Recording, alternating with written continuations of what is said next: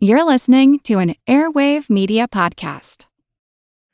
It's a long way to Tipperary.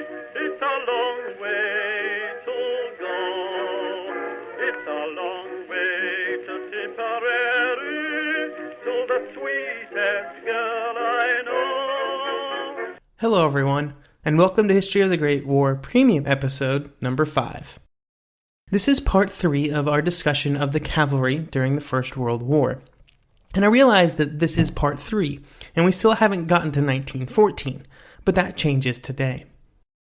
In this episode, we will discuss the events leading up to the First World War, and the cavalry changes that occurred in that decade that put the British in the position they would be in when the war started. We will then spend some time discussing the events of 1914 and 1915. This episode also sees the introduction of another source into our episodes.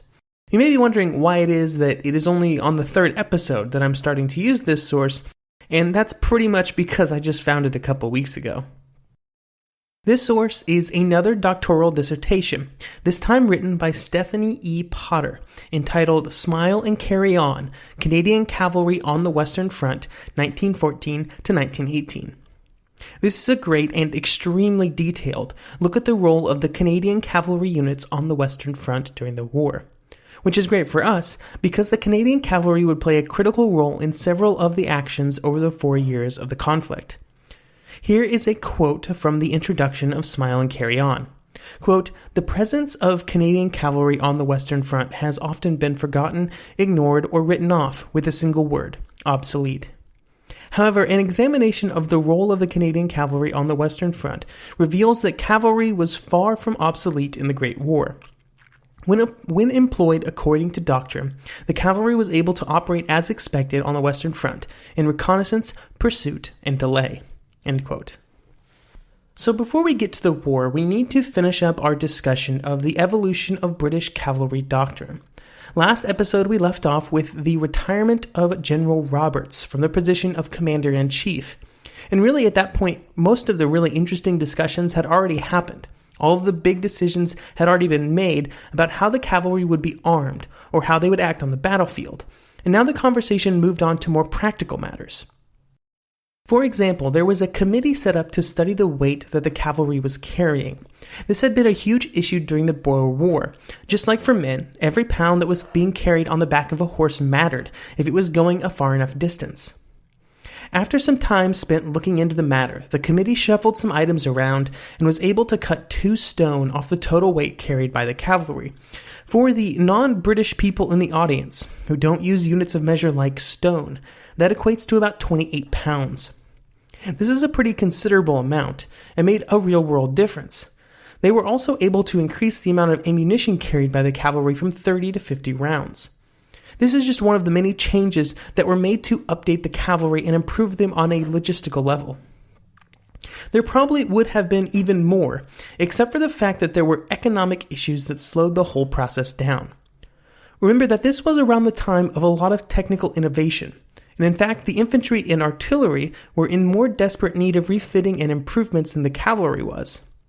This resulted in the cavalry getting the short end of the budget stick for many years, starting as early as 1902, when drastic action was taken like the suspension of cavalry recruitment just to save money. This problem, along with the purchasing of commissions, had been something that the British had been trying to take care of for several years. And it's something that's probably foreign to modern military thought, this idea of purchasing commissions or it being too expensive to be an officer. I mean, especially in Western countries where things are a bit more formalized now. But in 1903, the cost of being a cavalry officer in the British Army was estimated to be about £500 a year, and this was a huge amount of the salary for the officers, and it meant that many very qualified candidates could not afford to be said officers, even though they may have deserved it on the basis of merit. Now, most of these expenses went into items that were not strictly related to being in the cavalry, but were expected in a semi-official or official activities like social functions, equipment travel, and other social obligations. When the process of trying to bring this number down in 1904 really got going, many of the rich cavalry volunteers actually resigned because one of the big benefits for them was all the prestige that came along with all these activities that they were spending money on. Or maybe they just really like polo. I'm not 100% sure, but that's probably not it. The reforms brought the expenses down to about £300 during 1903, which was a good reduction, but it was still expensive. One quote from the group that put these new regulations in place that I quite liked was, quote, "Our cavalry must be officered. We may require from the candidates either money or brains. The supply is most unlikely to meet the demand if we endeavor to exact both." End quote. So this did not completely fix the problems, and this would continue to prevent some men from being cavalry officers, but at the very least it lowered the bar. A few years later, a study of why there were never enough cavalry officers came away with the conclusion that the top 3 reasons was the low pay, the cutting of social activities, and the ridicule of the cavalry in the press. We talked quite a bit about the press last episode, and how they just really lit into the cavalry after the Boer War, so I don't think it bears more discussion now. And as for costs, obviously they still had some work to do. However, not much progress would be made before the war started. Maybe one of the best changes made before the war was made in 1905, and it was the formation of a permanent cavalry committee to try and unify and push forward cavalry doctrine, training, and recruitment. They also sought to solve more technical challenges. And in the same year, the Cavalry Journal was founded to try and formalize the debate among the thought leaders of the cavalry arm. In the first issue, there was an article titled, quote, "The Place of Fire Tactics in the Training of British Cavalry," which, okay, that's pretty cool. That's what we've been talking about this whole time, which sought to answer the question, is the rifle or the sword the principal weapon of cavalry, which had been discussed for, 20, 30 years in Britain? And I just love this response.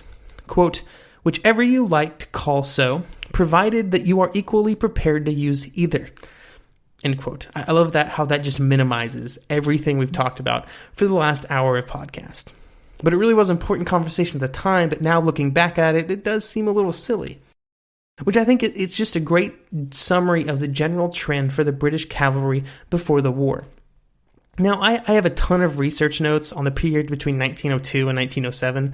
I almost made an entire episode out of it until I realized that it really was not very interesting, and I would just be repeating myself. So I think I'm going to move things forward now, just to keep things interesting. Because the period between 1907 and 1914 saw some specific tactics, equipment, and cavalry thought crystallize into that which the British would go into war with. A couple of concepts that were very important to these discussions are the following. First, a war was now likely to happen in Europe, and the British might be fighting it with the British Expeditionary Force, which the cavalry would be going along with. Second, there would be large cavalry engagements to start the war before the infantry got involved. These fights would be between large groups of cavalry on the flanks or ahead of the larger armies. Third, nobody ever thought that the fighting would completely bog down. Most people thought that it would look a lot like the Franco-Prussian War, just with more men on the battlefield. That war had been fought with large armies, but was still mostly mobile, with flanks to turn and scouting to do. When you take these thoughts and theories about how the war was going to be fought, it's easy to see how Haig would state these reasons for why he believed the cavalry would not shrink in importance, but grow in importance in the next war. First, the extended nature of the modern battlefield meant that there would be a huge variety of cover to favor the concealed approach of cavalry. The increased range and killing power of modern guns, and the great length of time during which the battle would last, would augment the moral exhaustion of the men. When the men start to lose morale, they become demoralized and they can easily panic. And you can induce panic when, say, you send a group of cavalry charging down at them. Finally, the longer range and killing power of modern weapons, it just made it more important to rapidly move forward through that killing zone and get to the actual fighting, because this reduced the amount of time that the men would be under the fire of said weapons and hopefully reduce casualties. One problem that Haig and other generals would have to contend with, which had just been exacerbated by the past decade of talk about the role of cavalry, was the problem not of enemy morale, but morale in the cavalry arms itself. This extended into the military in various ways and was sort of a holdover of all those sort of anger-filled discussions from before. Like, here is Ian Hamilton discussing the problems for cavalry during a set of maneuvers. Quote, "The fact is that they are afraid of umpires. If they charge, some umpires will declare them all dead men. If they dismount and use their rifles, other umpires will accuse them of having lost the cavalry spirit, which in peacetime seems to them even worse than annihilation." End quote. One way they tried to increase morale in the cavalry was to increase training on the charge. That was sort of a revival of the belief in the charge during this time, which stemmed partially from the belief that there would be some sort of epic cavalry on cavalry fighting at the beginning of the war, just like thousands and thousands of cavalry all sort of duking it out. And this made the charge and the belief by the cavalry that it could work more important, as explained by Spencer Jones in From Boer War to World War I, Tactical Reforms of the British Army 1902 to 1914. Quote, "Indeed, some felt that the cavalry could achieve a tactical advantage if it were able to compel the enemy to dismount through fire or maneuver, thus depriving it of its mobility. Furthermore, electing to dismount against aggressive mounted cavalry carried the risk of being swept away by an enemy charge before it could be stopped." End quote. All of these small changes in process and procedure were important because it would be instrumental in creating a group of cavalry that was good at small unit tactics that required tactical flexibility and small unit precision. This would be proven when the war started. Here is Stephen Badsey again, quote, "Although the firepower versus steel debate produced strong opinions and controversial statements that sometimes bordered on polemic, it resulted in reforms that ultimately produced a highly trained and tactically astute cavalry force that performed well in the critical opening battles of 1914.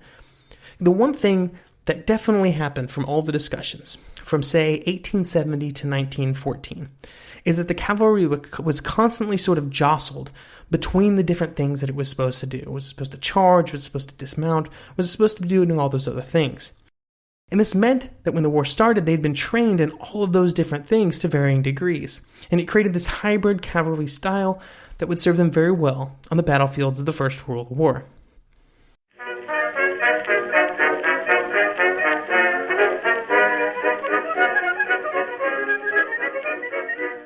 The one truth about human history is that change is inevitable.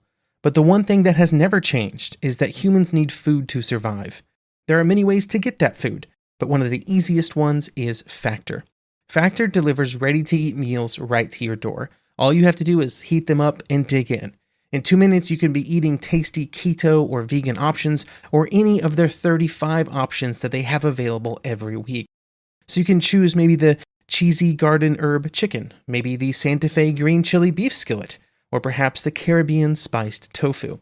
It is all delicious, and if you have a bit of a sweet tooth, Factor still has you covered with a wide range of snack and smoothie options.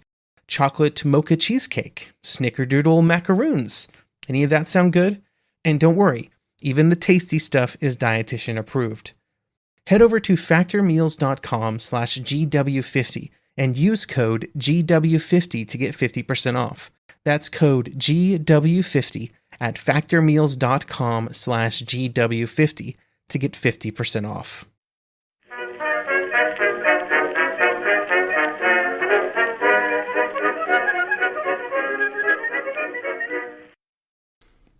And then the war started, and the cavalry went to France.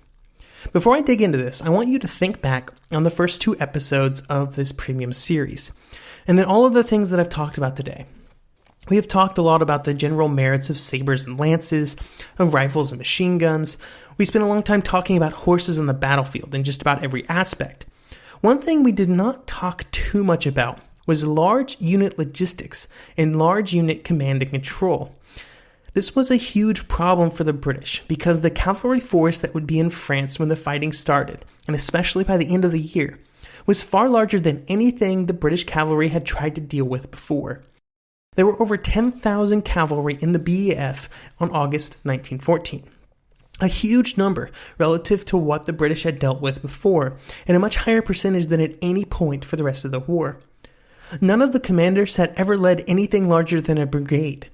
And while they had spent the last 20 years arguing vehemently about the role of cavalry on the battlefield, everybody seems to have forgotten to create a staff and officers to wield such a large force. This meant that when they got to France, they were in some ways making it up as they went along. General Allenby was put in command of the cavalry division in France and had to essentially create a divisional staff from scratch. This made cohesion very difficult, and it would be even worse in the coming months as more troops arrived. This was not that different than the problem with the British Army as a whole, because it was trying to deal with this massive expansion because they were trying to grapple with these huge armies on the continent. As the fighting got going for the first few months of the war, the conflict actually resembled the Franco-Prussian War far more than it resembled the fighting just a few months later.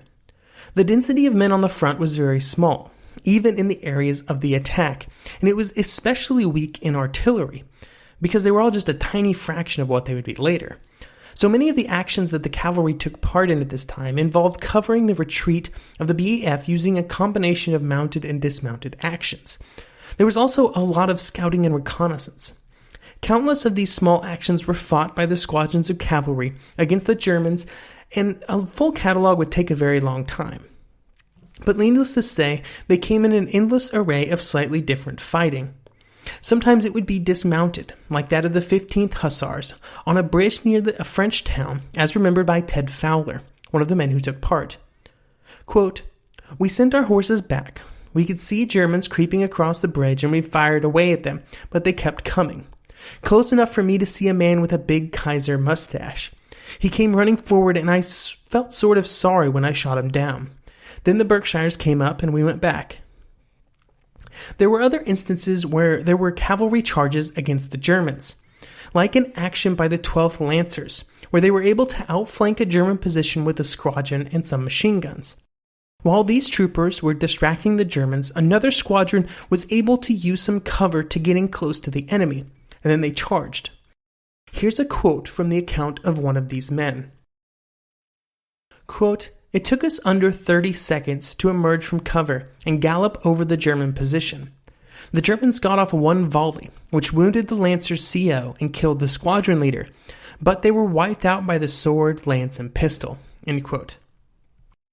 This action was a good example of how good the British were at combining both dismounted and mounted action to the best effect. All of these small conflicts slowed the German advance down and let the British escape during the long retreat, but it had the effect of wearing the cavalry down. They were often getting just a few hours of rest every night and had little time to rest the horses. When the counterattack began at the Marne, there were many squadrons who could not participate due to the state of their horses, some of which had literally worn through their horseshoes, with few replacements to go around. As the battlefield began to stabilize after the race to the sea, the cavalry were unable to be used for their mounted abilities, and due to the crippling shortage of infantry, most of the cavalry would spend the last few months of 1914 stuck in the trenches holding the line. This would include a huge role in the First Battle of Ypres, where they were forced into the line and helped to stop the German attack. During the winter of 1914 to 1915, most of the cavalry was replaced in the trenches by infantry, and they continued their training. This included the men from Canada, who had brought their horses over the 18-day voyage from Canada. All of the cavalry would go through a lot of training over the winter, with a huge focus put on proper methods of trench digging. This was really important, as it turned out, because the cavalry would spend a good bit of the next 3 years digging a lot of trenches and forming other working parties at the front. On the whole, 1915 would be a year of huge disappointments for the cavalry. 1914 would probably qualify as an okay year. They had impressed both their own infantry and the enemy with their skill and speed during the retreat. They had answered the urgent call of the infantry and had helped to hold the line when they were needed most. Then, for the early parts of 1915, the cavalry would be a huge help behind the lines, training but even more often forming working parties.